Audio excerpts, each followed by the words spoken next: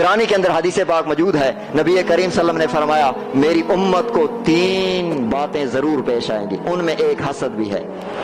وقت نہیں ہے، مختصر کر رہا ہوں۔ 3 باتیں میری امت کو ضرور پیش آئیں گی، ان میں ایک حسد بھی ہے۔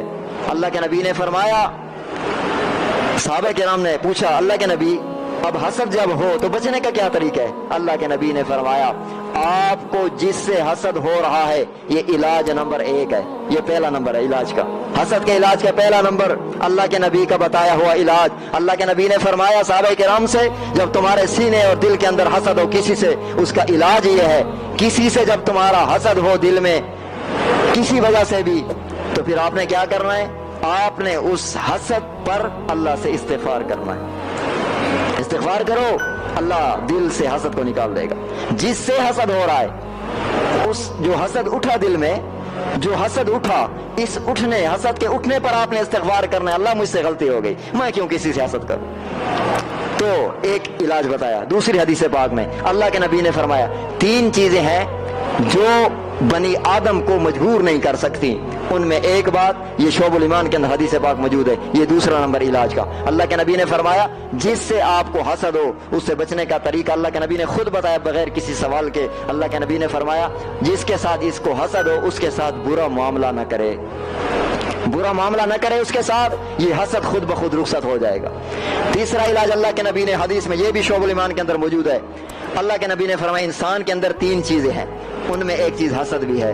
اللہ کے نبی نے فرمایا جس سے تم کو حسد ہو رہا ہے اس پر زیادتی نہ کرو، اس پر زیادتی نہ کرو۔ یہ 3 علاج جو اللہ کے نبی نے بتائے، اور 3 علاج علماء محققین نے لکھے، اللہ کروڑوں رحمت نازل فرمائے ان علماء کرام پر، ان مفتیان کرام پر جن نے 3 علاج لکھے حسد کے۔ نمبر 1، جس سے آپ کو حسد ہو آپ پہلے نمبر پر یہ سوچیں یہ بھی اللہ کی مخلوق ہے، میں بھی اللہ کی مخلوق ہوں، یہ بھی اللہ کا بندہ ہے، میں بھی اللہ کا بندہ ہوں، یہ تو رب کی تقسیم ہے جس کو عزت دے دے، یہ تو رب کی تقسیم ہے جس کو دولت دے دے، یہ تو رب کی تقسیم ہے رب جس کو صحت دے دے، یہ تو رب کی تقسیم ہے جس کا کاروبار زیادہ چلے، یہ تو رب کی تقسیم ہے رب کسی کو جائیدادیں زیادہ دے دے، یہ تو رب کی تقسیم ہے رب کسی کو دکانیں، کاروبار، مارکیٹیں دے دے، زمینیں دے دے، جائیدادیں دے دے، صحت دے دے، خوبصورتی دے دے، ترقی دے دے، مال دے دے، عہدہ دے دے، منصب دے دے، یہ تو رب کی تقسیم ہے، میں حسد کر کے خدا کی تقسیم پہ اعتراض کر رہا ہوں۔ یہ سوچے حسد ختم ہو جائے گا۔ علماء نے ایک بات یہ لکھی۔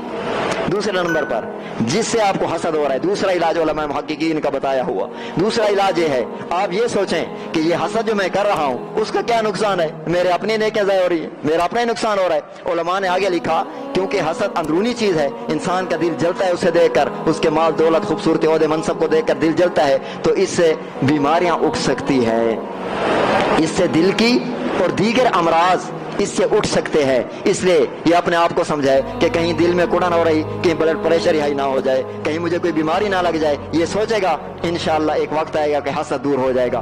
آخری فارمولہ اور بڑا بہترین فارمولہ علماء نے لکھا کہ جس سے آپ کو حسد ہو اس کے حق میں ہاتھ اٹھائیں، یقینی بات ہے حسد بھاگ جائے گا۔ اندر سے جل رہا ہے بیر کر اللہ اس کو معاف کر دے، اس کے حق میں دعا کرنا شروع کر دو جس سے آپ کو حسد ہے۔ علماء نے لکھا گارنٹی سے کہہ رہے ہیں کہ آپ کے دل حسد سے پاک ہو جائے گا، آپ کا سینہ حسد سے، نفس تو نہیں چاہتا، دل نہیں چاہتا، زور لگاؤ نفس پر، اپنی طبیعت پر زور ڈال کے اس کے حق میں دعا کرو، میرا رب آسمانوں سے تمہارے سینے اور دل کا فیصلہ کر دے گا کہ اس کا سینہ اور دل حسد سے پاک ہے۔ جب ہم پاک ہوں گے نبی کی زبان سے معاشرے کے افضل انسان بن سکتے ہیں۔ اللہ تعالی ہم سب کو اس پر عمل کرنے کی توفیق نصیب فرمائے۔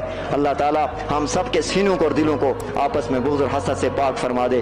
آج معاشرہ جو تباہی اور ہلاکت کی طرف جا رہا ہے اس کا بنیادی مرض جو ہے وہ ایک دوسرے سے حسد ہے، بھائی کا بھائی کے ساتھ، رشتہ داروں کا رشتہ داروں کے ساتھ، بڑوں کا چھوٹوں کے ساتھ، سیاستدانوں کا آپس میں، سب چیزیں ایک دوسرے، جہاں بھی دیکھیں آپ کو حسد نظر آئے گا۔ میں نے حسد کی تفصیل جو نبی کریم صلی اللہ علیہ وسلم نے آپ کو مجھے سبق دیا ہے، ہم نے اپنے نبی کے سبق کو یاد رکھنا ہے۔